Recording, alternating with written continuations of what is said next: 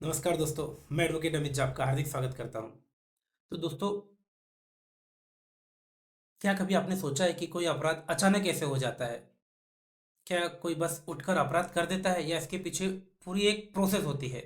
आज हम समझेंगे स्टेजेस ऑफ क्राइम, यानी अपराध के चरण कौन कौन से होते हैं। भारतीय दंड संहिता यानी कि इंडियन पेनल कोड के अनुसार हर अपराध अचानक नहीं होता, उसके पीछे कुछ चरण होते हैं। तो इन चरणों को समझना बेहद जरूरी है। तो स्टेजेस ऑफ क्राइम के चार टाइप्स है। फर्स्ट है आपका इंटेंशन, सेकेंड है आपका प्रिपरेशन, थर्ड है आपका अटेम्प्ट एंड लास्ट में फोर्थ है आपका कमीशन।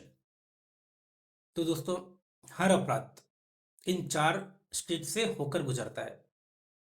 मैं आपको एक एग्जांपल देके समझाता हूँ कि जैसे एक मर्डर हो गया है, तो जो मर्डर हुआ रहेगा, जो अपराध है, क्राइम है, वो इन चार स्टेज से होकर गुजरा रहेगा।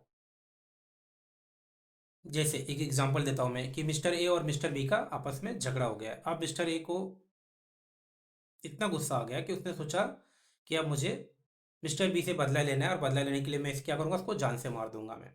तो जैसे मिस्टर ए ने अपने दिमाग में सोचा, किसी को मालूम नहीं पड़ा उसके दिमाग में क्या चल रहा है, लेकिन जैसे मिस्टर ए ने अब सोचा कि मैं सामने वाले को जान से मार दूंगा, इंटेंशन हो गया कि अब मुझे सामने वाले को मारना है, ये इंटेंशन हो गया। अब वो क्या किया, अब उसको जान से मारना है, तो कहीं से जाके वो बंदूक लेकर आ गया। तो बंदूक क्यों लेके आया? सामने वाले को मारने के लिए। तो ये प्रिपरेशन हो गया। तो पहले जैसे फर्स्ट उसके दिमाग में आ गया कि मुझे सामने वाले को मारना है, अब मारने के लिए उसने बंदूक की व्यवस्था कर ली कि मुझे बंदूक से सामने वाले को मारना है। तो प्रिपरेशन कर लिया, मतलब हथियार जमा कर लिया सामने वाले को मारने के लिए।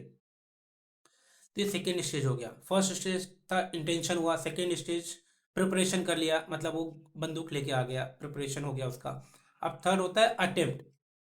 अब उसने क्या किया, उसने देखा कि मिस्टर बी जा रहा है, उसने क्या किया, तुरंत वो बंदूक जो बंदूक उसने जमा कर बंदूक जो व्यवस्था किया था उसने, उसे तुरंत उसने क्या किया, गोली चला दिया मिस्टर बी के ऊपर।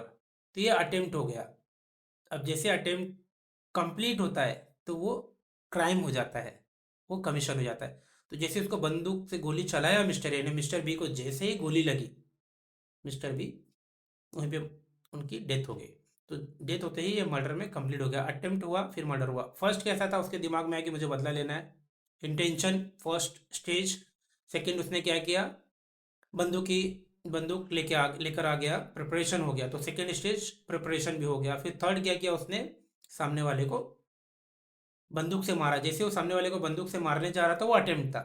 और अटेम्प्ट में जैसे बंदूक की गोली मिस्टर बी को लगी, ये अटेम्प्ट उसका कंप्लीट हो गया। और मिस्टर बी की जैसे डेथ होती है, वैसे ये स्टेज, ये जो थर्ड स्टेज कंप्लीट हो गया, फोर्थ स्टेज पे आ गया कमीशन, और ये क्राइम हो गया। तो कानून के हिसाब से उनको जो भी सजा है वो सजा मिलेगी।